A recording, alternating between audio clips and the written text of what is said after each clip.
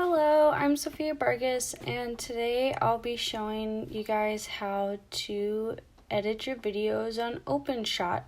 So OpenShot is a free open source video editor, and it's a cross-platform application. Therefore, you can use it on PC or Mac. I'm using a MacBook today, specifically a MacBook laptop. Therefore, that will be what we'll be working with today. How you open the application is you can either press it here, or you can use the spotlight search over there, or you can even go to the Finder window over here, go to your desktop, go to your applications and press it over here. So I'll just press it.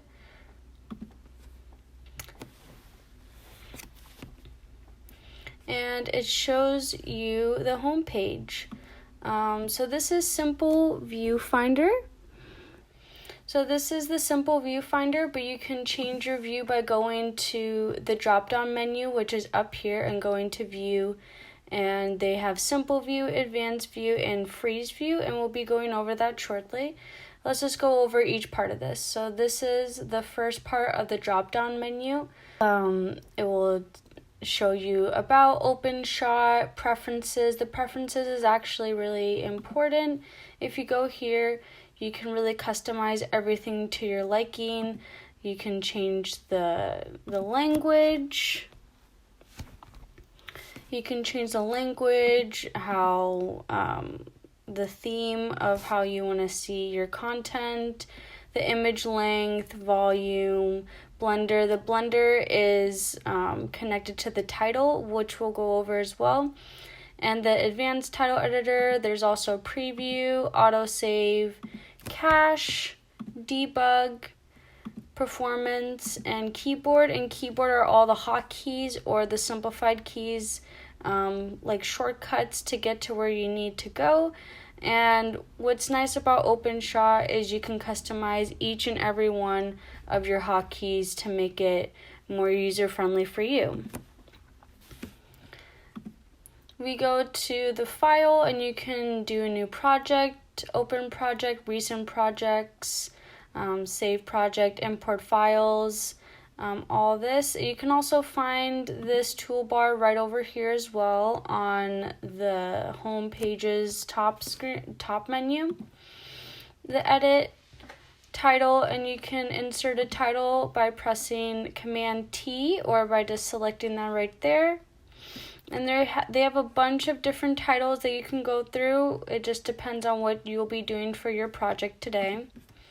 They also have animated titles, and these are really cool. All you have to do is just select the title, and then it will download that title for you. The only thing though is that when you go to preferences, your Blender has to be specific to how you want it. So if you press browse, you can go through how you want to download it and where you want to download those title screens to. And yeah. Here's your view bar. You can do full screen, or as I was saying before, there's simple view, which is what we're looking at right now. This is going to be advanced view. So over here, it's going to show you all the properties and values, and that'll pop up once we import something in here. But let's just go back to simple view for at the moment. And then if we go to freeze view, you'll see that all of these little X's just went away, because that means that the space that you're in now is frozen, and you won't be able to delete or add other tools. But you can still customize it in the width and the size, but you just can't take out the video preview of the project files now. So let's just go back to simple view. Now let's import our files. So I have the exercise files right here, and you can either import by pressing your exercise files and transferring them in like this. So that's the audio, or you can press the little plus sign right over here. And let's go to our exercise files. So desktop, exercise, and we'll press the MOV, which is our video. And let's open this, and it pops up right there. You can also add an image, and with the image, I've noticed that you have to take it out on your desktop so that I can render the size and the resolution, and then you can drag it over to your workspace. Once you have all your files here, they'll show up, so you can do show all, or even separates the video files from the audio files and the image files. So as you see, there's a JPEG. This one is an MP3, and this one is an MOV, so that's nice. They have a bunch of transitions that you can use as well, as you can see, and we'll be playing with some of those. But I do highly recommend that you experiment with what you want, because transitions can make or break your video game. And having so many options, you really want to put your time into looking through all of these. We also have a bunch of effects right here. As I said before, just take your time, play with them, experiment. And so yeah, let's go into building your video. So as you see right here, we can edit the workspace a little bit. So let me unfreeze this for a sec. And I'm going to expand the workspace down here, because we'll be dealing with the tracks at the moment. And you can delete and add tracks by going to that arrow right next to the track name. So remove track, we're gonna go down to 2 tracks, or you can even add a track above, add a track below, or you can even rename a track. So we can say test movie. So yeah, now we have a different name for our track. Let me remove some of these so we can have a full view of what we're doing. And at this point, you can drag your selected video into the track, and it will pop up right here. So this is kind of like Premiere Pro, if anyone is familiar with that. Usually you would drag the track in here, and you would have your workspace, you would have the video show up there. And once we do this, you can zoom in by going left, or you can zoom out by going right. So we'll zoom in a little bit, and this is your cursor, or the spot that you can move through your video with. You can cut the track by using the razor tool. So now our razor tool is going to show up, and we can cut it right there, wherever you want. And right here is the redo and the undo button. So I'm just going to undo that real quick. And we can even redo that. So now I'm going to unselect the razor tool, and we're going to add some audio. So just going to put this audio in here, and now we have 2 different tracks. We have our audio and we have our video. We can even replace our video to be up here now. And there, now we have 3 separate tracks happening. And if I am to play it,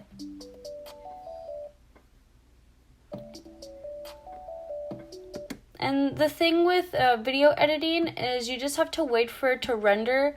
So it might be a little glitchy in the start, but over time it'll just be more smooth, and when you export it, it should be a very smooth video.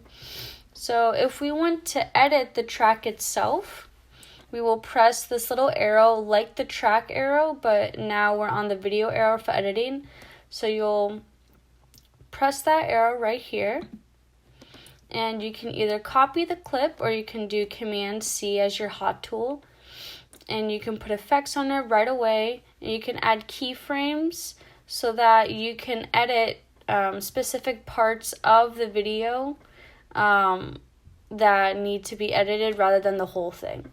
We can do a fade, animate the clip if you have animations, rotate left or right. So let's just rotate in 90 degrees. Yep. So now it's in horizontal view instead of vertical view. I'm going to undo that real quick. You can have your layout, so force size, top right, wherever you would like it to be in the screen. Time, we can go really fast, so let's go 4 times. So now it's going to be really, really fast, and then we have our other clip that comes up. So let's align these real fast. So as you see, the line will come up once you hit it. And that means that it's in line with the other clip now. And we want to mute this so that our music can come up. So how you would mute it is you would go to volume, and we would go to the entire clip and do level 0. And we can do that for the other clip as well. So volume, entire clip level 0. Or we can even do a fade in, or fade in and out really slow. So let's just do a fast one. So let's see how this looks.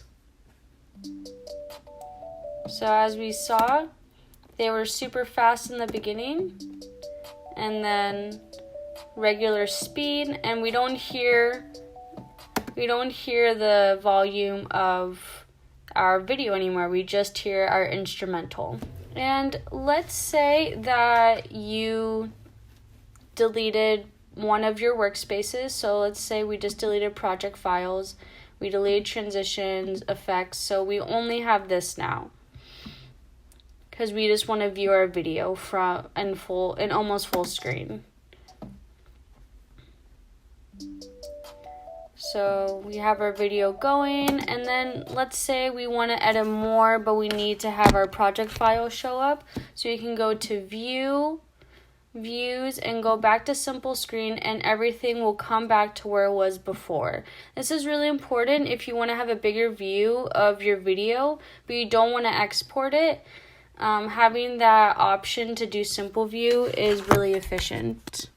And then if you wanted to go to Advanced View when you're ready for that, just go to Views, Advanced View, and as you can see, all the properties come up.